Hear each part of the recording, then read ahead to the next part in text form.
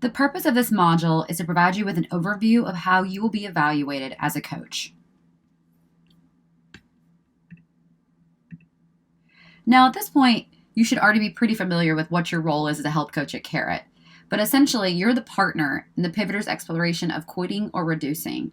You're there to help foster motivation, help them stay accountable, and build self-efficacy. Now, to build a partnership, you as a coach must establish trust and rapport with the pivoter. For a pivoter to feel safe, discussing the impact smoking plays in their lives, they must have confidence that you are reliable, understandable, and supportive. When trust and rapport are broken or absent, so is a relationship and the ability to be vulnerable. Now, we believe partnership is built on 4 fundamental principles. The first is unconditional positive regard, which is being completely accepting towards another person without judgment. So in context of pivot, this includes creating and accepting an environment in which the pivoter can choose not to quit, can make changes to their quit plan as they learn more about strategies that work best for them, and have a safe place to come back to if they slip or relapse and talk to you directly. The second place is empathetic understanding, which is respectful understanding and appreciation of a person's experience versus identifying with someone's experience as emotional. So basically the difference between empathy and sympathy. So not feeling bad for them or feeling sorry for them. Now, when a pivoter struggles, it's important they feel connected to their coach and you demonstrate compassion in your texting back and forth with them. Empathy truly fuels connection. Being an empathetic coach means understanding the pivoter's experience as their truth, as their own story, without judgment. The third element of building a partnership is that pivoter is the driver. You are the passenger, meaning they are the experts of their own body. However, this does not mean you don't provide guidance in the app, suggestions on CO activities, or assist the pivoter in strategies to test out when attempting to practice quit or reducing strategies. You are also an expert in tobacco treatment, and you should apply that expertise by suggesting activities or providing guidance when necessary. The last is coaching presence, which is being fully present and truly your authentic self. Trust isn't built through multitasking.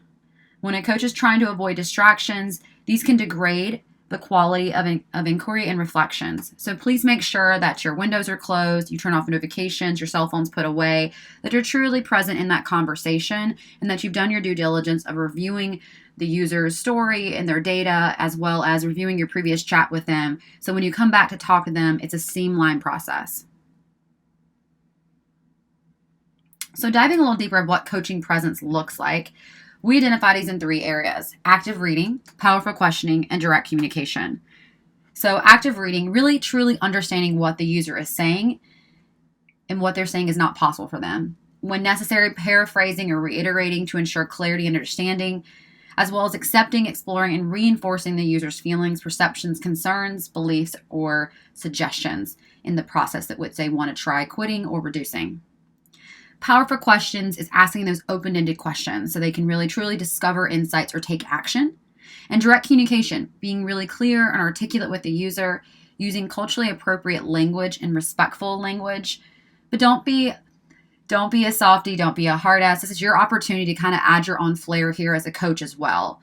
So if you want to say that the user is a badass, or you want to say how proud you are of that user, please go ahead and do so. We don't want you to feel like you're a robot. We want you to look and feel to that user like you are a human coach here, and you're here to support them throughout their entire journey. So there are 3 ways that we are actually evaluated. So we're evaluated from a quality assurance as an overall program evaluation, where we randomly select about 5 to 10% of the total population, and we have interrators in our group that will actually read conversations.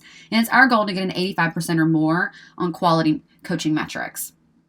We also do individual reviews, and we'll do these 10 times a year, where we'll actually select a user within your coaching portal. We'll read through that conversation. Typically, this will be your manager or your lead, and then they'll go through a variety of different elements, which we're going to explain in the next slide. We also conduct a mid-year review at 6 months, and then we do a full Carrot review at the end of the year. So what are these 8 elements that you are going to be judged on a monthly basis.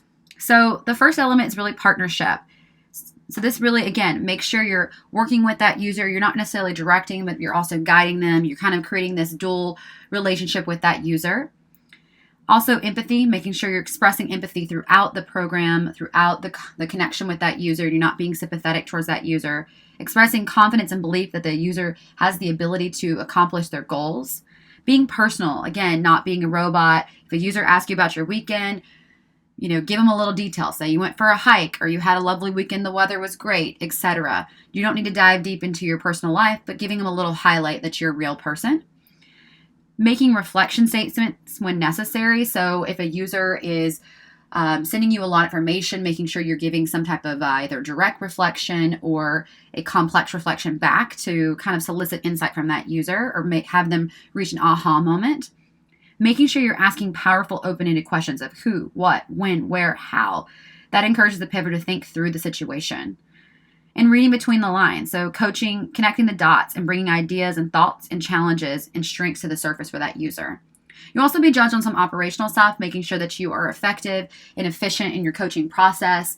And if for instance, if I go into your portal and I see that your notes are blank, if you were sick or on vacation, then that necessarily means that if a coach has to fill in for you, they have no basis for what you talked about, and it requires them to read the entire conversation. So there's just some basic inefficiencies there. Last, I'm just going to go over some policies, which will be explained with more length at the end of this entire section here. But we have a policy on harassment. So if a user sends you some information that doesn't make you feel very well, we have a policy where we help you get to a place where you feel emotionally unattached. You're able to reach out to your manager, your lead, or your peers to find additional support. You've taken that appropriate pause before you draft a response to that user. We also have a policy on suicidality. So if you believe that a user is exhibiting suicidal thoughts and has a plan for that, the appropriate links to send to that user and the appropriate mechanism to follow up with your manager and VP if you have specific concerns. We also have a policy on weekly snippets. And so what this looks like is you are going to, this will be described a little bit further, but basically you give me a snapshot of what you're doing. You'll provide that to your manager or lead of what you've done for the week. And you also provide an active count of your users. We also have client training. So that's basically what happens is that our client lead will just give you a description of the client. They'll talk about any cultural sensitivities, any VIPs that are in the program itself, and their wellness vendors. So for instance, their health insurance, if a user asks you about medications and what's available, you can point them to their wellness vendors.